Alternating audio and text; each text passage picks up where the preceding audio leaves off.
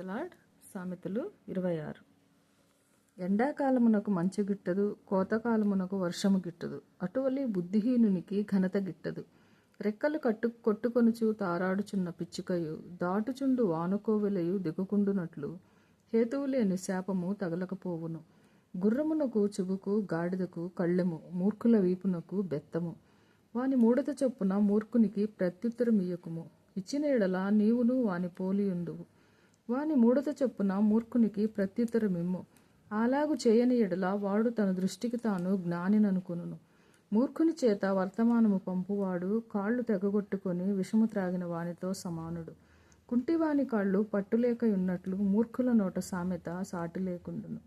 బుద్ధిహీనుని గనపరచువాడు వడిసెలలోని రాయి కదలకుండా కట్టు వానితో సమానుడు. మూర్ఖుల నోట సామెత మత్తును గొనువాని చేతిలో ముళ్ళు గుచ్చుకున్నట్లుండును. అధికముగా నొందినవాడు సమస్తము చేయవచ్చును, మూర్ఖుని వలన కలుగు లాభము నిలువదు. కూలికి వానిని పిలిచిన వాడును చెడిపోవును. తన మూఢతను మరలా కనపరచు మూర్ఖుడు కక్కిన దానిని తిరుగు కుక్కతో సమానము. తన దృష్టికి జ్ఞానులను వానిని చూచితివా? వానిని గుణపరచుట కంటే మూర్ఖుని గుణపరచుట సులువు. సోమరి దారిలో సింహమున్నదనును, వీధిలో సింహమున్నదనును. ఉతక మీద తలుపు తిరుగును, తన పడక మీద సోమరి తిరుగును.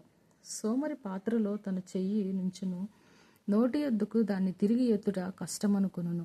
హేతువులు చూపగల 7 కంటే సోమరి తన దృష్టికి తానే జ్ఞానిననుకొనును. తనకు పట్టని జగడమును బట్టి రేగువాడు దారిపోవచున్న కుక్క చెవులు పట్టుకుని వానితో సమానుడు. తెగులు అమ్ములు కొరులు విసురు వెర్రివాడు తన పొరుగువాన్ని మోసపుచ్చి నేను నవ్వులాటకు చేసి తినని పలుకు వానితో సమానుడు. కట్టెలు లేని ఎడల అగ్ని ఆరిపోవును, కొండెగాడు లేని ఎడల జగడము చల్లారును. వేడి బూడిదకు బొగ్గులు, అగ్నికి కట్టెలు. కలహములు పుట్టించుటకు కలహప్రియుడు. కొండెగాని మాటలు రుచిగల పదార్థముల వంటివి, అది లోకడుపులోనికి దిగిపోవును. చెడు హృదయమును ప్రేమగల మాటలాడు పెదవులను కలిగియుండుట మంటి పెంకు మీద వెండిపూతతో సమానము. పగవాడు పెదవులతో మాయలు చేసి అంతరంగంలో కపటము దాచుకొనును. వాడు దయగా మాటలాడినప్పుడు వాని మాట నమ్మకము. వాని హృదయములో 7 హేయ విషయములు కలవు. వాడు తన ద్వేషమును కపటవేషము చేత దాచుకొనును. సమాజములో వాని చెడుతనము బయలుపరచబడును. గుంటను త్రవ్వేవాడు దానిలో పడును. రాతిని పొర్లించు వాని మీదకి అది తిరిగి వచ్చును.